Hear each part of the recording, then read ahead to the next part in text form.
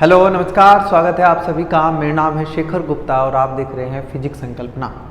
बच्चों, आज की वीडियो में बात करने वाले हैं गति के दूसरे नियम की। पिछले वीडियो में हमने गति का प्रथम नियम पढ़ा, देखा कि जड़त्व क्या है, जड़त्व के प्रकार क्या हैं, और हमने गति के प्रथम नियम को पढ़ते हुए ये महसूस किया कि इसमें जड़त्व की ही बात हो रही है, इसलिए प्रथम नियम को जड़त्व का नियम भी कहते हैं। आज के वीडियो में बात करेंगे बच्चों दूसरे नियम की। क्या है दूसरा नियम? क्या वो जो हम पढ़ते थे F बराबर m में वही गति का दूसरा नियम है, या इससे अलग कुछ चीज़ है गति का दूसरा नियम? और हमें ये भी महसूस होगा कि गति का दूसरा नियम पढ़ने से पहले हमें संवेग की जरूरत पड़ेगी। क्या है संवेग? क्या वो जो P बराबर m भी पढ़ते हैं वही संवेग है? और अगर वही है तो उसकी फील क्या है, वो हमें बताना क्या चाहता है? और जैसे ही हम द्वितीय नियम पढ़ के ख़त्म करेंगे बच्चों, मैं आपको बताऊँगा कि ये आवेग नाम की चीज़ क्या है। ठीक है, आपने सुना होगा कभी ना कभी आवेग, आज उसको फील करेंगे, सब चीज़ें महसूस करेंगे, अच्छे से इसको पढ़ेंगे और ख़त्म करेंगे द्वितीय नियम को। तो बच्चों, पहला टॉपिक हमारा रहेगा आज का रेखीय संवेग। हेडिंग लगाएंगे रेखीय संवेग। अगर बच्चों मैं कभी बीच में खाली संवेग भी बोल दूं तो आप यही समझेंगे कि मैं रेखीय संवेग की बात ही कर रहा हूँ। इंग्लिश में इसको बोलते हैं लीनियर मोमेंटम। लीनियर मोमेंटम क्या होता है? रेखीय संवेग। आप सबने कभी ना कभी पढ़ा होगा P बराबर mv, यही रेखीय संवेग है। P बराबर mv, जहाँ m वस्तु का द्रव्यमान है, v वस्तु का वेग है और P वस्तु का संवेग है। सूत्र हमें सबको पता है, कभी ना कभी हमने पढ़ा है, तो इतना मुश्किल तो नहीं है कि आपको नहीं पता होगा। लेकिन फील क्या है इसकी, ये हमें बताना क्या चाहता है? बच्चों, मैं आपके सामने दो एग्जाम्पल रखता हूँ। पहला, हमारे पहले एग्जाम्पल में एक साइकिल और एक ट्रक एक ही दिशा में बराबर बराबर चाल से चल रहे हैं। एक साइकिल है, एक ट्रक है। मैंने कहा बताओ किसको रोकना आसान है? आपने कहा साइकिल को रोकना आसान है, ट्रक को रोकना मुश्किल है। मैंने कहा क्यों? आपने कहा भाई ट्रक बड़ा है, भारी है, उसको रोकना मुश्किल है, जबकि चाल दोनों की बराबर है। साइकिल हल्की है, रोक देंगे आराम से, कोई दिक्कत नहीं है। मैंने कहा बहुत बढ़िया। मैंने कहा अच्छा ऐसा करते हैं, दो साइकिल लेते हैं, दोनों साइकिल एक ही दिशा में अलग अलग चाल से चल रही हैं, बराबर है, द्रव्यमान बराबर है, दोनों साइकिल का एक जैसी हैं, एक ही दिशा में चल रही हैं, लेकिन चाल अलग अलग है। एक की कम चाल है, एक की ज़्यादा चाल है। मैंने कहा इनमें से बताओ किसको रोकना आसान है? आपने कहा इनमें से साइकिल जो आराम से चल रही है उसको रोकना आसान है, लेकिन जो तेज चल रही है उसको रोकना थोड़ा मुश्किल है। मैंने कहा बहुत बढ़िया, ये भी आपका जवाब बिल्कुल सही। मैंने कहा ये अच्छा, ये हम क्या बात कर रहे हैं कि रोकना मुश्किल है, ये क्या है? तो बच्चों, ये जो हम रोकने वाली बात कर रहे हैं, इससे हमको जोड़ना है गति की मात्रा से। जिस भी वस्तु के पास गति की मात्रा ज़्यादा होगी उसको रोकना मुश्किल होगा, जिसके पास गति की मात्रा कम होगी उसको रोकना आसान होगा। हाँ, गति की मात्रा होने के लिए वस्तुओं का चलना जरूरी है। मैं रुका हुआ हूँ, मेरे पास गति की मात्रा कितनी है? 0 है, लेकिन मैं चलने लगूंगा तो मेरे पास कुछ ना कुछ गति की मात्रा होगी। ठीक, मैंने कहा कैसे निर्धारित करें, कैसे पता कि इस वस्तु के पास गति की मात्रा ज़्यादा, इसके पास गति की मात्रा कम? आपने कहा जिसको भी रोकना मुश्किल, ज़्यादा मुश्किल, उसके पास गति की मात्रा ज़्यादा, जिसको रोकना आसान उसके पास गति की मात्रा कम। मैंने कहा ठीक है, तो बताओ मुझे कि पहले वाले एग्जाम्पल में, साइकिल और ट्रक वाले एग्जाम्पल में, किसको रोकना मुश्किल था? आपने कहा ट्रक को रोकना मुश्किल था। इसका मतलब उसके पास गति की मात्रा ज़्यादा है। दोनों चल तो बराबर बराबर चाल से रहे हैं, लेकिन ट्रक के पास गति की मात्रा ज़्यादा है क्योंकि वो भारी है, क्योंकि उसका द्रव्यमान ज़्यादा है। तो इसका मतलब गति की मात्रा को यहाँ किसने निर्धारित किया है? यहाँ वस्तु के वेग ने, वस्तु के द्रव्यमान ने यहाँ हम किसको निर्धारित किया है? गति की मात्रा को। ट्रक भारी है तो उसके पास गति की मात्रा ज़्यादा। दूसरे एग्जाम्पल में बच्चों, किसने गति की मात्रा को निर्धारित किया? आपने कहा दोनों एक बराबर द्रव्यमान की, दोनों का द्रव्यमान बराबर, लेकिन जो तेज चल रही है उसके पास गति की मात्रा ज़्यादा। आपने कहा इसका मतलब यहाँ जो गति की मात्रा है वो वेग के द्वारा निर्धारित हो रही है, चाल के द्वारा निर्धारित हो रही है। तो हम ये कहना चाहते हैं कि किसी वस्तु में गति की मात्रा कितनी होगी वो दो चीज़ें निर्धारित करती हैं, उस वस्तु का द्रव्यमान और उस वस्तु का वेग। उस वस्तु का द्रव्यमान और उस वस्तु का वेग, और दोनों के गुणनफल के बाद हमें मिलता है संवेग। मतलब संवेग ही गति की मात्रा है। संवेग क्या है? गति की मात्रा। किसी वस्तु में गति की मात्रा कितनी है ये हमें उस वस्तु का संवेग बताएगा, जो कि mv के बराबर होता है, द्रव्यमान और वेग के गुणनफल के बराबर होता है। इसको हटा के मैं बच्चों अब एक अच्छे तरीके से इसको लिखवाने की कोशिश करूंगा। आप हेडिंग लगाएंगे रेखीय संवेग और परिभाषा की बात करेंगे। किसी वस्तु में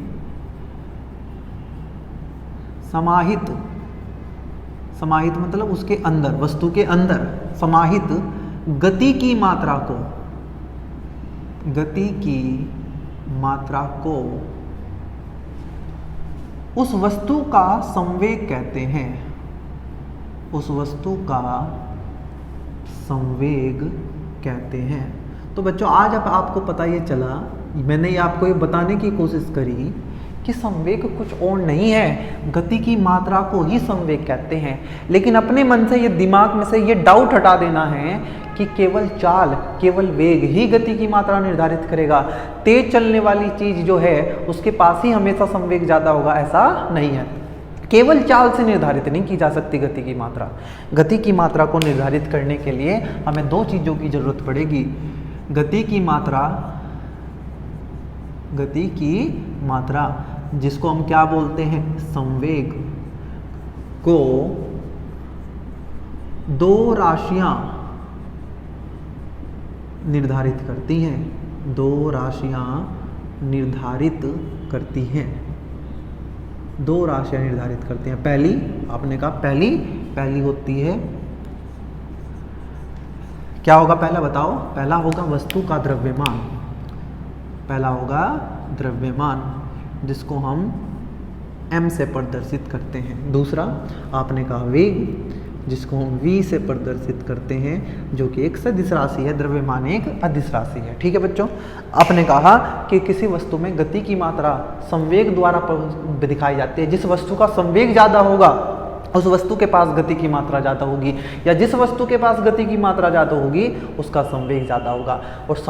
और गति की मात्रा को निर्धारित कौन करेगा? आप कहेंगे द्रव्यमान, और वेग निर्धारित करेगा। इसलिए हम कहते हैं P बराबर mv। कई बार आप किताबों में लिखा दिखेगा आपको, क्या लिखा दिखेगा मेरे बच्चों? किसी वस्तु का रेखीय संवेग, किसी वस्तु का रेखीय संवेग उस वस्तु के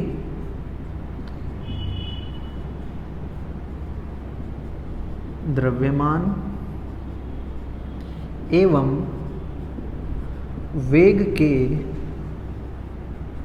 गुणनफल के बराबर होता है। ये परिभाषा नहीं है, परिभाषा ये है संवेग की।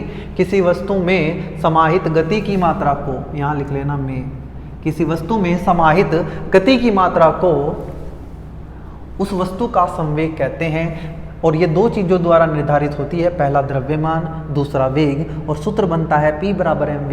ये तो सूत्र की परिभाषा है। किसी वस्तु का रेखीय संवेग उस वस्तु के द्रव्यमान एवं वेग के गुणनफल के बराबर होता है।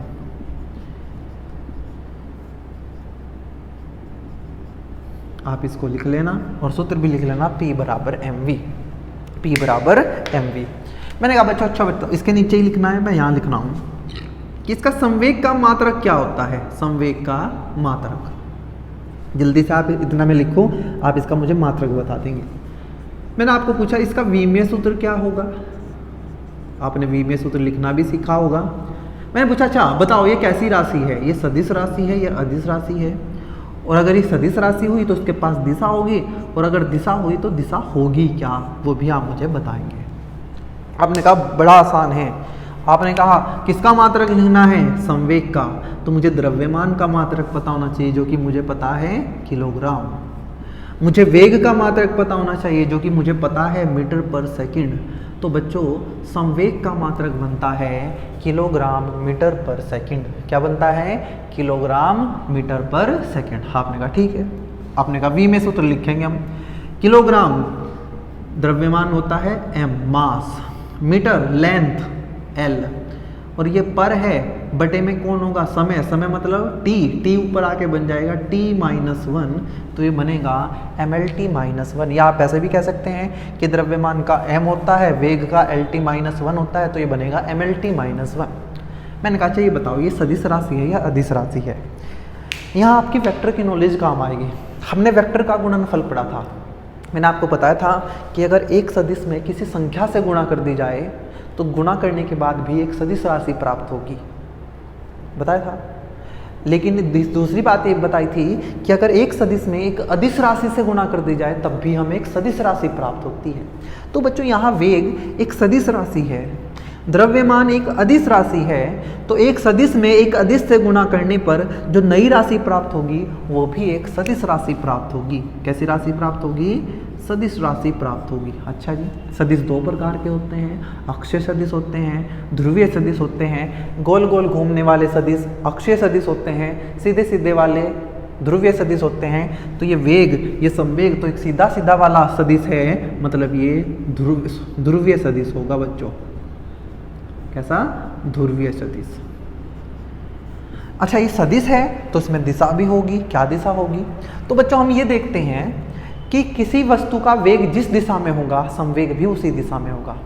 जो दिशा संवेग की वही संवेग की। मैं आपके सामने ऐसे चलने लगूं तो ये मेरा संवेग होगा, मैं पीछे की तरफ चलूंगा तो मेरा वेग पीछे है तो मेरा संवेग भी पीछे होगा। तो हम कहेंगे संवेग की दिशा, संवेग की दिशा सदैव वेग की दिशा में होती है। जो दिशा किसकी होगी, वेग की, वही होगी संवेग की। ठीक है जी। कई बार इसका सदिश रूप भी लिखने को बोल देते हैं, तो मैं यहाँ लिख देता हूँ P बराबर mv। P एक सदिश राशि, V एक सदिश राशि, M एक अदिश राशि, इसके ऊपर वेक्टर नहीं लिखेंगे और ऐसे इसका बनेगा सदिश रूप P बराबर mv। M के ऊपर सदिश मत लगाना क्योंकि एक अदिश राशि है। ठीक है बच्चों, ये आपको मैंने समझाने की कोशिश की कि रेखीय संवेग क्या है। उम्मीद है आपको अच्छे से समझ आएगा कि संवेग कुछ और नहीं है, गति की मात्रा है। जिस वस्तु के पास गति की मात्रा ज़्यादा होगी संवेग ज़्यादा होगा।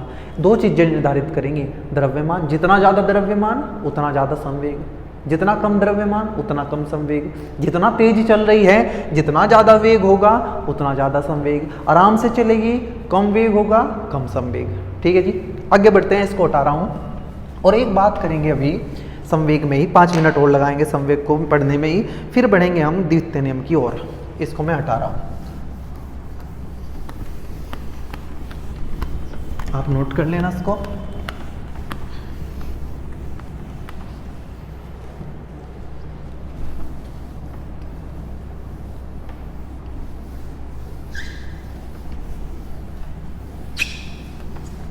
मैंने आपको कहा कि मुझे ना संवेग का फॉर्मूला बताओ एक बार। आपने कहा हमें याद हो गया P बराबर mv। मैंने कहा ठीक है, यहाँ से 2 पॉइंट बनाना आप, 2 पॉइंट। मैं नहीं बताऊँ, मैं बताऊंगा मतलब लिखवाऊंगा नहीं। मैंने पूछा आपको कि अगर 2 वस्तुएं बराबर द्रव्यमान की हैं, जैसे में 2 साइकिल, तो उनमें से किनका संवेग ज़्यादा होगा। आप कहेंगे बराबर द्रव्यमान, मतलब ये m तो नियत हो गया। अब P सिर्फ किस पे निर्भर करेगा, ये V पे निर्भर करेगा ऐसे, क्योंकि ये m दोनों के लिए बराबर है, इसलिए P सिर्फ किस पे निर्भर करेगा, V पर। मतलब जिसका वेग ज़्यादा होगा उसका संवेग ज़्यादा होगा। ये भी बताया मैंने, तेज चलने वाली वस्तु का संवेग ज़्यादा होगा, ये लिख लेना। दूसरा, अगर 2 वस्तु बराबर बराबर चाल से चल रही हैं लेकिन द्रव्यमान अलग अलग है, तो आपने कहा कि दोनों का V बराबर है, तो P सिर्फ किस पे निर्भर करेगा, m पे निर्भर करेगा। मतलब जो भारी चीज़ होगी जिसका द्रव्यमान ज़्यादा होगा उसका संवेग ज़्यादा होगा। ठीक है, तो आप यहाँ से याद रखेंगे, तेज चलने वाली चीज़ का संवेग ज़्यादा, भारी चीज़ का संवेग ज़्यादा, आराम से चलने वाली वस्तु का संवेग कम, हल्की चीज़ का संवेग कम। ठीक है, उम्मीद है समझ आ गया होगा। और यहाँ से एक बात और ध्यान रखना बच्चों कि मान लो कोई वस्तु m द्रव्यमान की इस v चाल से चल रही है, चाल बोल रहा हूँ, दिशा नहीं बोल रहा हूँ, सॉरी चाल बोल रहा हूँ, वेग नहीं बोल रहा हूँ, कभी तुम इसको वेग समझो। मैंने कहा m द्रव्यमान की वस्तु v चाल से चल रही है और ये चलते चलते अपनी दिशा बदल ले। क्या बदल ले, दिशा। ना तो द्रव्यमान बदला ना चाल बदली, केवल दिशा बदल गई है। तो आप इस बात का ध्यान रखेंगे, अगर इसकी चाल यहाँ v थी और यहाँ भी v है, लेकिन आप ये नहीं कहेंगे कि इसका संवेग वही है। यहाँ कितना संवेग होगा इसका mv, यहाँ भी कितना संवेग होगा mv, लेकिन क्योंकि संवेग एक सदिश राशि है और सदिश राशियाँ दिशा पे भी निर्भर करती है, दिशा बदलते ही इसका संवेग बदल जाएगा, दिशा बदलते ही संवेग बदल जाएगा। दूसरी बात यहीं से मैंने कहा कि अगर कोई वस्तु ऐसे जा रही है m द्रव्यमान की v चाल से और सामने किसी चीज़ से जाके टकरा गई, कितना संवेग था इसका यहाँ mv, ऐसे जा रही तो मैंने इसको प्लस mv बोल दिया। सदिश राशियों में प्लस माइनस दिशा बताते हैं, संवेग एक सदिश राशि है तो मैंने इसको प्लस mv बोल दिया। टकरा के ही वापस आ गई, क्या द्रव्यमान बदला? आपने कहा नहीं बदला। इसकी चाल भी नहीं बदली, मैंने ही मान लिया, v चाल से गया था, v चाल से आया, कितना संवेग है इसका mv। लेकिन आप ये बात ध्यान रखेंगे क्योंकि जाते ही ये प्लस mv था तो आते हुए माइनस mv होगा, और जब मैं बोलूँगा कि कितना संवेग परिवर्तन हुआ है, कितना संवेग परिवर्तन हुआ है, तो आप कहोगे कि पहले बाद कैसे निकालते हैं परिवर्तन, बाद का माइनस पहला। किसका परिवर्तन निकालना है? संवेग का। तो बाद का संवेग माइनस पहला संवेग, बाद का संवेग कितना है? माइनस mv, माइनस पहला संवेग कितना है? Plus mv। तो आप कहेंगे माइनस mv, तो हम कहेंगे माइनस 2mv। मतलब mv संवेग से गया था, mv संवेग से वापस आया है, तो ये मत कहना कि संवेग परिवर्तन नहीं हुआ है, आप कहेंगे 2mv का संवेग परिवर्तन हुआ है। ये माइनस केवल दिशा बताने का काम कर रहा है। mv संवेग जाते हुए mv संवेग आते हुए, तो हम कहेंगे कितना संवेग परिवर्तन? 2mv। माइनस सिर्फ क्या बता रहा है? दिशा बता रहा है। आगे बढ़ेंगे और अब बात करेंगे बच्चों अपने गति के दूसरे नियम की। इसको हटा रहा हूँ, आगे बढ़ेंगे, हेडिंग लगाएंगे आप सब लोग, गति का द्वितीय नियम।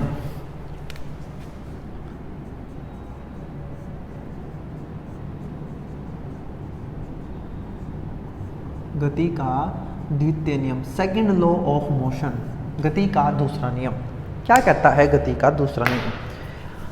बच्चों इस नियम में संवेग की बात होगी, संवेग परिवर्तन की बात होगी दूसरे नियम में। दूसरा नियम कहता है, पहले एक बार सुन लो फिर लिखेंगे और फिर एक बार समझेंगे तो बिल्कुल समझ आ जाएगा। दूसरा नियम ये कहता है कि अगर आप किसी वस्तु पे बाहर से बल लगाओ, ध्यान सुनना, अगर पहले मुझे बताओ बल लगाने से क्या होगा? आप कहोगे बल लगाने से त्वरण आएगा, जहाँ बल आएगा वहाँ त्वरण आएगा। त्वरण से क्या होगा? वेग परिवर्तन, वेग परिवर्तन हुआ तो संवेग परिवर्तन। मतलब सीधा सीधा अगर मैं कहूँ कि बल लगाने से वस्तु का संवेग परिवर्तन हो रहा है, तो ये दूसरा नियम ये कहता है कि आप जितना ज़्यादा बल लगाओगे उतना ज़्यादा संवेग परिवर्तन होगा, जितना ज़्यादा बल लगाओगे उतना ज़्यादा संवेग में परिवर्तन होगा। सिंपल सी बात है, जितना ज़्यादा बल उतना ज़्यादा त्वरण, जितना ज़्यादा त्वरण उतना ज़्यादा वेग में परिवर्तन, जितना ज़्यादा वेग में परिवर्तन उतना ज़्यादा संवेग में परिवर्तन। आपने कहा ठीक है। दूसरी बात ये कहता है कि अगर आपको एक वस्तु का संवेग बदलना है लेकिन कम टाइम में, तो आपको ज़्यादा बल लगाना पड़ेगा। अगर आपको वही संवेग ज़्यादा टाइम में बदलना है तो आपको कम बल लगाना पड़ेगा। मतलब आपको अगर बल लगाना है कम समय के लिए तो आप कहेंगे संवेग परिवर्तन ज़्यादा होगा, समझ रहे? या ये कहिए कि संवेग परिवर्तन करना है और टाइम कम है, मैंने कहा 2 सेकंड में करो, आपने ज़्यादा बल लगाना पड़ेगा। मैंने कहा 10 सेकंड में करो, आप कम बल लगा के काम चला लेंगे। तो पहले एक बार लिख लेते हैं फिर इसको समझेंगे। क्या कहता है दूसरा नियम? इस नियमानुसार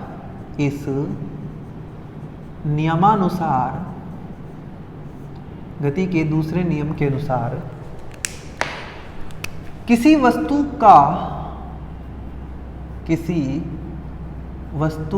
के संवेग परिवर्तन की दर, घबराना मत, मैं जो भी लिख रहा हूं मैं आपको समझा के जाऊंगा। किसी वस्तु के संवेग परिवर्तन की दर उस वस्तु पर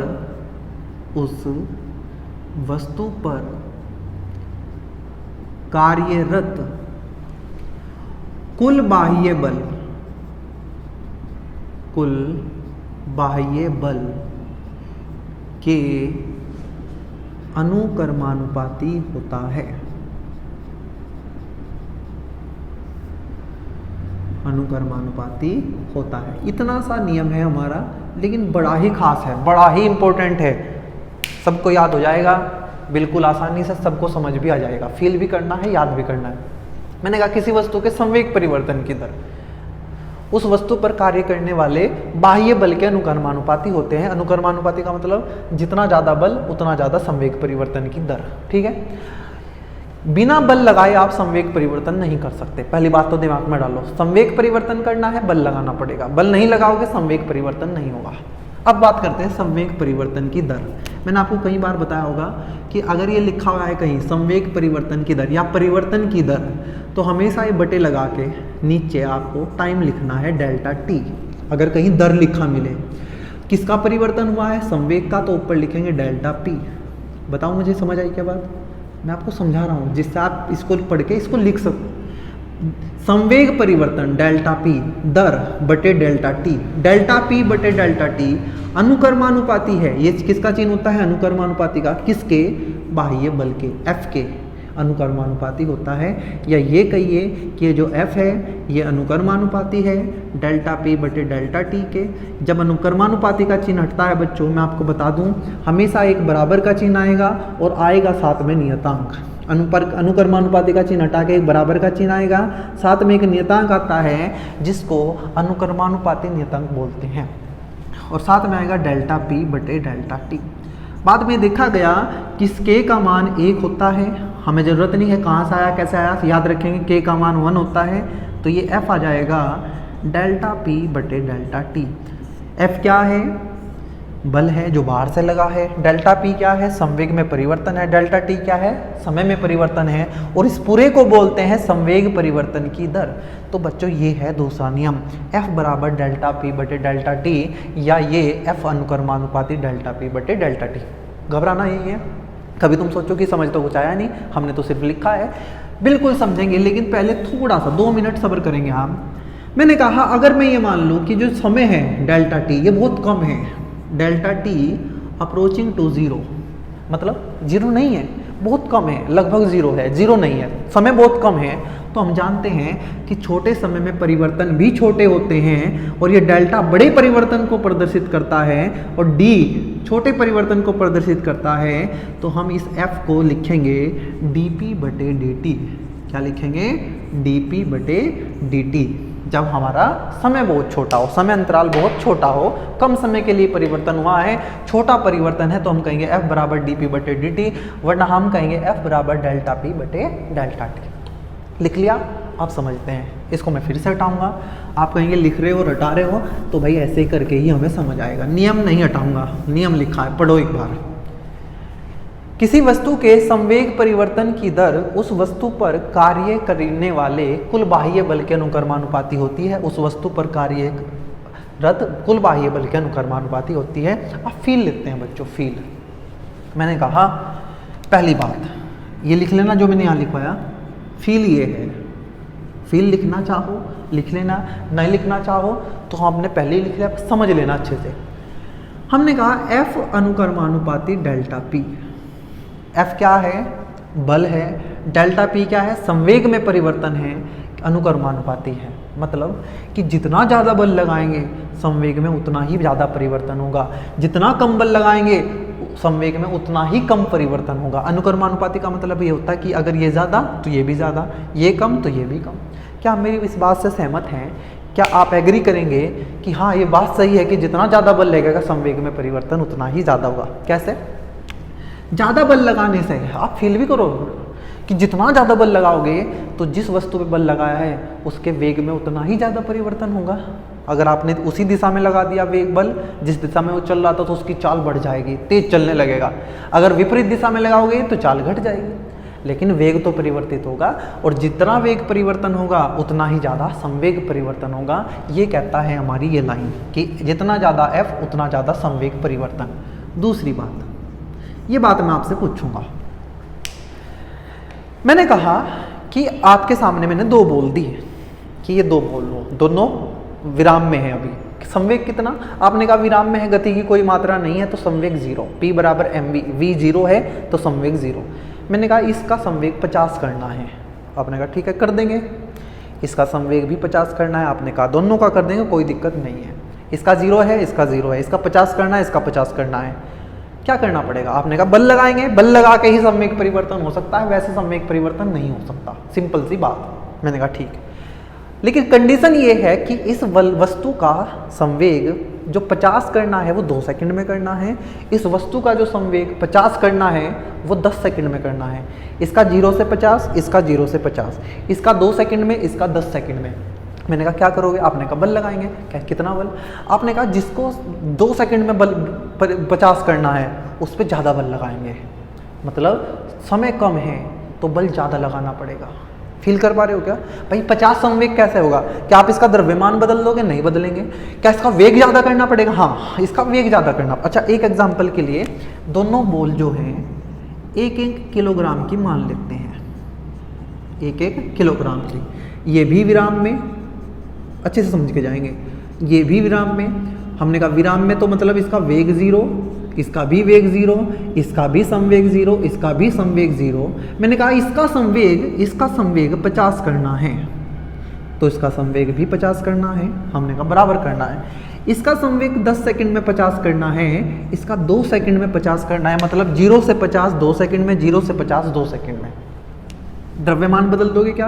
क्या 1 किलोग्राम की बॉल को 2 किलोग्राम की कर दोगे? नहीं। हमने कहा यहाँ हम वेग बदलेंगे, और वेग बदलने के लिए हमें बल लगाना पड़ेगा, और ज़्यादा वेग करना है। सुनो सुनो सुनो, इसका वेग कितना बढ़ाना पड़ेगा? आप कहोगे खुद 1 किलोग्राम का है तो उसका वेग 50 बढ़ा दो, 0 था 50 कर दो, संवेग 50 हो जाएगा। इसका वेग भी 50 बढ़ाना पड़ेगा।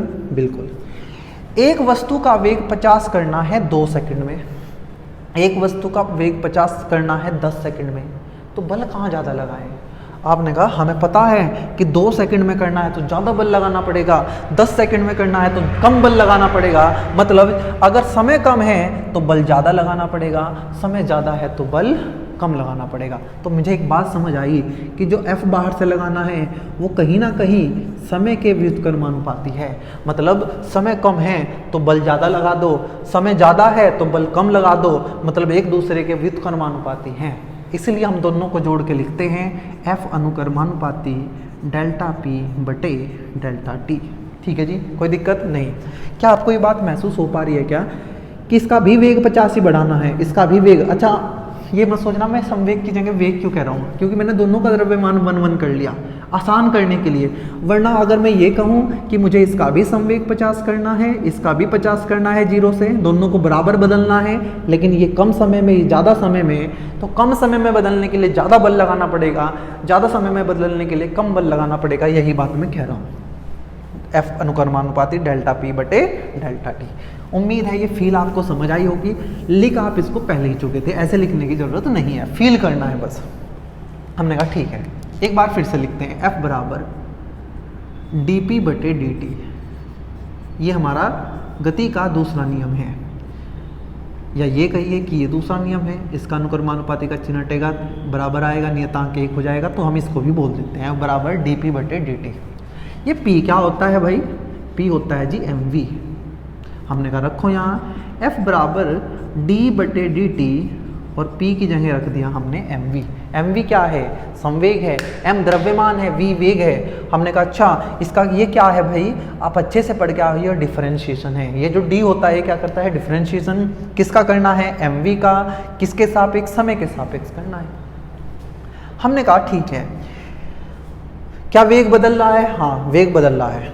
आप कहेंगे कि द्रव्यमान नहीं बदलेगा, द्रव्यमान नियत होता है। जो चीज़ें नियत होती हैं, नियतांक होती हैं, उनको बाहर लिख लेते हैं। तो बच्चों मैं आपको एक बात बता दूं, आपने आज तक ये सुना होगा, या अगर नहीं पता है कि द्रव्यमान बदल सकता है, तो मैं आपको बता दूं कि द्रव्यमान बदल सकता है। आइंस्टाइन सर ने हमें एक इक्वेशन दी थी, एक सापेक्षता का सिद्धांत दिया था, जिसमें उन्होंने बताया था कि कोई वस्तु जितनी ज़्यादा तेज चलेगी उसका द्रव्यमान उतना ही ज़्यादा हो जाएगा। मतलब अभी मैं खड़ा हुआ हूँ, इसको मेरा विराम द्रव्यमान बोलते हैं, तो मेरा द्रव्यमान कम है। मैं चलने लगूंगा तो मेरा द्रव्यमान बढ़ने लगेगा। लेकिन बच्चों जो हमारी गति है उसमें हमारा वो जो द्रव्यमान है वो इतना ज़्यादा नहीं बढ़ता कि हमें महसूस हो पाए। तो ये आप बहुत ध्यान रख लेंगे कि जैसे ही वस्तु चलना शुरू करेगी, जितना तेज चलेगी उतना द्रव्यमान बढ़ता जाएगा। कहीं ना कहीं आप ये इक्वेशन पढ़ोगे, अभी ज़रूरत नहीं है। m बराबर m naught under root 1 minus V square by C square, ये इक्वेशन आइंस्टीन सर ने अपने सापेक्षता के सिद्धांत में दी थी। और उन्होंने कहा था कि जैसे जैसे वस्तु का वेग बढ़ता जाता है द्रव्यमान बढ़ता जाता है। तो आप ये नहीं कह सकते कि द्रव्यमान नियत रहता है, द्रव्यमान बदलता नहीं है, बदलता है। चलो एक आसान सा एग्जांपल आपको देता हूँ। मान लीजिए बारिश हो रही है और एक ट्रक जा रहा है भाई, और उस ट्रक में बारिश का पानी भरता जा रहा है। आपने कहा ठीक है, तो बताओ ट्रक का द्रव्यमान बढ़ेगा या घटेगा? आपने कहा उसमें पानी बढ़ता जा रहा है तो उसका द्रव्यमान बढ़ता जाएगा। तो मैं कैसे कह सकता हूँ कि द्रव्यमान कॉन्स्टेंट है? नहीं कह सकते। या मान लीजिए एक ट्रक है जो तेल लेके जा रहा है और उसमें से तेल निकल रहा है, रिस रहा है, लीकेज हो रहा है, तो उसका तेल कम होता जा रहा है तो द्रव्यमान कम होता जा रहा है। तो हम नहीं कह सकते कि इस पूरे सिस्टम का द्रव्यमान नियत है, नियतांक है। तो हमने कहा कि यहाँ m भी बदल सकता है, v भी बदल सकता है, तो मैं दोनों में से किसी को भी बाहर नहीं ले जा सकता, मतलब मुझे दोनों का डिफरेंशिएशन करना पड़ेगा। और बच्चों मैं थोड़ा एक नियम बताता हूँ आपको, वैसे तो गणित में पढ़ने की चीज़ें होती हैं लेकिन बताना पड़ता है हमें फिजिक्स में भी, कि अगर दो चीज़ें गुणा में हैं और दोनों ही बदल रही हों तो उनका डिफरेंशिएशन कैसे करते हैं? उनका डिफरेंशिएशन ऐसे करते हैं कि जो पहले लिखा हुआ है उसको जो का तू लिखो, फिर लिखो dv/dt, मतलब पहले लिखे हुए जो का तू दूसरे का डिफरेंशिएशन कर दो dv/dt, फिर लगाओ प्लस। जिसका डिफरेंशिएशन आपने किया, मतलब आपने v का किया था तो उसको अब जो का तू रखो, अब जिसका जो का तू रखा था उसका कर दो dm/dt। ठीक है, बहुत आसान आपको ये लगा होगा कि पहले m को जो का तू रखो, v का डिफरेंशिएशन करो, प्लस फिर v को जो का तू रखो, m का डिफरेंशिएशन कर दो। ये भी न्यूटन के दूसरे नियम का एक रूप है बच्चों, इसको अवकलज रूप बोलते हैं। क्या? क्योंकि इसमें डिफरेंशिएशन हो रहा है। डिफरेंशिएशन को क्या बोलते हैं हिंदी में? अवकलन। इसलिए इसको हम बोलते हैं यह दूसरे नियम का अवकलज रूप है, डिफरेंशियल फॉर्म है, ये अवकलज रूप है। ये कहाँ यूज होगा? ये वहाँ यूज होगा बच्चों जहाँ द्रव्यमान भी बदल रहा होगा। ठीक है, लेकिन आपको पता है कि जैसे मैं हूँ, एक गाड़ी है वो चल रही है, तो क्या उसका द्रव्यमान बदलेगा क्या? हमारे ज़्यादातर डेली लाइफ के जो एग्जाम्पल हैं उनमें द्रव्यमान नहीं बदलता। तो हम ये कह देते हैं कि यदि m क्या रहे? नियत रहे, मतलब नियतांक रहे, बदले ना। क्या m हमेशा नियत रहता है? नहीं। क्या m नियत रह सकता है? हाँ, ज़्यादातर देख लो, मेरा द्रव्यमान मैं चलता जा रहा हूँ, मेरा द्रव्यमान थोड़ी बदल जाएगा। तो हमने कहा अगर m नियत रहे तो हमने ये पढ़ रखा है कि जो नियतांक होता है उसका डिफरेंशिएशन 0 होता है। नियतांक चीज़ों का डिफरेंशिएशन कितना होता है? 0। m को मैंने नियत मान लिया तो ये dm/dt हो गया 0, ये सारा हो गया 0, बचा ये। तो हम कहेंगे अतः f बराबर m dv/dt। और जल्दी से देख के मुझे बताओ कि ये dv/dt क्या है? आपने कहा ये dv/dt हमने बहुत बार पढ़ रखा है, ये त्वरण है, वेग परिवर्तन की दर है। तो ये आया f बराबर m में, और ये वही तो है जिसको आज तक आप पढ़ते आए हो, f बराबर m में, जिसको आप गति का दूसरा नियम कहते थे। क्या f बराबर m में गति का दूसरा नियम है? आप कहेंगे है तो, लेकिन तब जब m नियतांक है, m बदल नहीं रहा है, द्रव्यमान बदल नहीं रहा है। लेकिन मैं ये नहीं कह सकता कि द्रव्यमान हमेशा नियत होगा। तो बच्चों ये कहना कि f बराबर m में ही गति का दूसरा नियम है, ये गलत है, पूरा सच नहीं है। सच है, पूरा सच नहीं है। ये सिर्फ तब चलता है, तब हम कह सकते हैं जब द्रव्यमान नियत हो। 9वीं क्लास में आपने पढ़ा था, 9th क्लास में, f बराबर m में, क्योंकि वहाँ आपको ये बताया जाता था कि द्रव्यमान नियत ही रहेगा जो हम करेंगे, इसलिए f बराबर m में कोई दूसरा नियम बोल देते थे। ये दूसरा नियम नहीं है, ये इसका विशेष रूप है। यह है दूसरे नियम का एक विशेष रूप है, लेकिन ज़्यादातर यूज हम यही करेंगे, f बराबर m में विशेष रूप है। ठीक है जी, उम्मीद है बच्चों आपको गति का दूसरा नियम समझ आ गया होगा। नहीं आया है तो आप एक बार इसको ध्यान से सुनेंगे, मैंने अच्छे से समझाने की आपको कोशिश की है। और आज इसके बाद हम बढ़ेंगे आज के तीसरे टॉपिक पे। पहला टॉपिक हमने किया संवेग, पढ़ लिया। दूसरा हमने किया दूसरा नियम, जिसमें हमने संवेग की बात की है। अब तीसरा जो है टॉपिक आज का बच्चों, उसका नाम है आवेग। उसके बाद मैं कुछ क्वेश्चन कराऊंगा आपको, 5 मिनट लगेंगे मुझे आवेग समझाने में। पहले तो मुझे आप ये बताओ कि क्या आपने पहले आवेग सुना है क्या? इंग्लिश में इसको इम्पल्स बोलते हैं बच्चों, इम्पल्स। क्या बोलते हैं? इम्पल्स। नहीं सुना है तो मैं कुछ एग्जाम्पल इसके दूंगा, आपको खुद समझ आ जाएगा कि अच्छा ये आवेग है। किसी ने पहले पढ़ा या नहीं पढ़ा, कोई मुश्किल चीज़ नहीं है, आसान आपको लगेगा। हेडिंग लगाते हैं आवेग, इंग्लिश में बोलते हैं इम्पल्स। पहले मैं समझाता हूँ एग्जाम्पल से, फील करते हैं, फिर लिखेंगे। लिखने का क्या है, लिख तो लेंगे ही।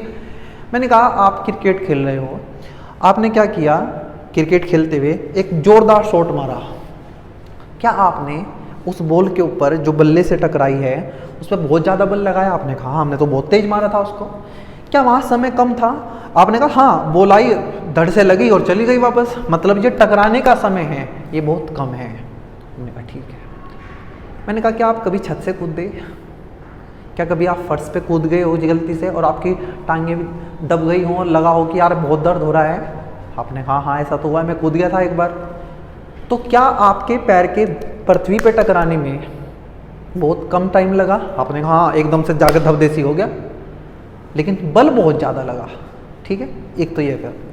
मैं कह रहा हूँ कि जब किसी वस्तु पर बहुत ज़्यादा बल, ध्यान से सुनना, जब किसी वस्तु पर बहुत ज़्यादा बल बहुत कम समय के लिए लगे, जब किसी वस्तु पर बहुत ज़्यादा बल बहुत कम समय के लिए लगे, तब इस बल और इस समय के गुणनफल को ही आवेग कहते हैं। क्या कहते हैं? आवेग कहते हैं। आवेग क्या है? आवेग कुछ नहीं है, एक बल और समय का गुणनफल है। लेकिन ध्यान ये रखना है कि ये बल बहुत बड़ा बल है और ये जो समय है ये बहुत छोटा समय है। जैसे इस बल्ले ने गेंद के ऊपर बल लगाया, बहुत तेज हमने उसको मारा, लेकिन समय बहुत कम था। आप किसी चीज पे कूद गए हो, फर्श पे कूद गए हो, आपने आपके पैरों पे बहुत ज्यादा बल लगा, लेकिन समय बहुत कम था। मैंने एक बॉल ली, दीवार में दे के मारी, उसको टकरा के वापस आ गई, बल बहुत ज्यादा लगा दीवार पे, लेकिन समय बहुत कम था। जब बहुत बड़े बल को किसी वस्तु पर बहुत कम समय के लिए लगाया जाए तो इस बल और इस समय के मल्टीप्लाई, इस गुणनफल को ही आवेग कहते हैं। क्या कहते हैं? आवेग। एक बार लिख लेते हैं, फिर पता करेंगे इसकी जरूरत क्यों पड़ी। हमने कहा, ध्यान से सुनना,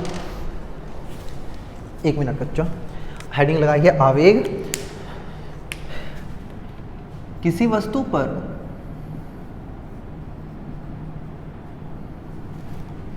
एक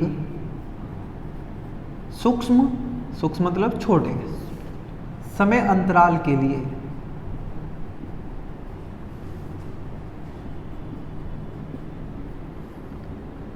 लगाए गए बड़े बल व इस सूक्ष्म समय अंतराल के गुणनफल को आवेग कहते हैं। आवेग कहते हैं। इसे आई से प्रदर्शित करते हैं बच्चों, इम्पल्स है ना आई से, और इसका सूत्र होता है आई बराबर, ध्यान से सुनना, आई बराबर क्या है? बल गुणा समय अंतराल delta T, F into delta T. एक बार इसका मात्रक भी लिख लेते हैं। इसका मात्रक होता है बच्चों न्यूटन, और यह आया सेकंड। इसका मात्रक है न्यूटन सेकंड। इसका वी में सूत्र क्या बनेगा? इसका वी में सूत्र बनेगा बच्चों, न्यूटन का क्या होता है? बल का mL/t-2, हाँ जी, और समय का होता है t, तो ये बनेगा t की पावर 1 है, यहाँ -2 है, -2 में +1 करेंगे तो -1 बचेगा, तो आ जाएगा mL/t-1। ठीक है जी, हमने कहा ठीक है, ये हमने कर लिया। आपने कहा भाई हमें ये तो पता चल गया कि ये है, ये तो हमें पहले भी पता था, हमने किताब में लिखा देखा था कि ऐसे ही कि जब बहुत बड़ा बल किसी वस्तु पे बहुत कम समय के लिए लगे तो बड़े बल और छोटे समय का गुणनफल क्या कहलाता है? आवेग कहलाता है। लेकिन समझाओ ना, फील कराओ हमें नहीं पता कि क्या है ये आवेग। मैंने कहा बच्चों इसकी ज़रूरत हमें इसलिए पड़ी, कई बार हम बहुत बड़े बल को बहुत कम समय में लगने पर हम उसको माप नहीं पाते हैं। मैंने कहा बताओ इस बल्ले ने इस बॉल पे कितना बल लगाया? आपने कहा बड़ा बल था, समय बहुत कम था, मैं नहीं पहचान पाया, मैं नहीं माप पाया इसको। आपने कहा ठीक है। अच्छा जी, मैंने कहा मैंने दीवार पे एक गेंद फेंक के मारी, बहुत तेज फेंक के मारी।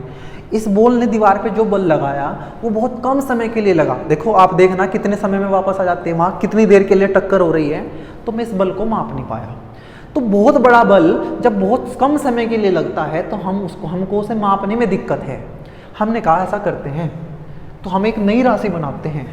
मैं बल को तो नहीं माप पा रहा हूँ, नहीं माप पा रहा हूँ, लेकिन हम एक नई राशि बनाएंगे आवेग, जिसकी सहायता से हम इस बल को निकाल सकते हैं। कैसे निकाल सकते हैं अभी सुनना, अभी पता चलेगा। मैं इसको हटा रहा हूँ बच्चों यहाँ से नीचे से, ये आपको बस समझाने के लिए मैंने लिखा दिया।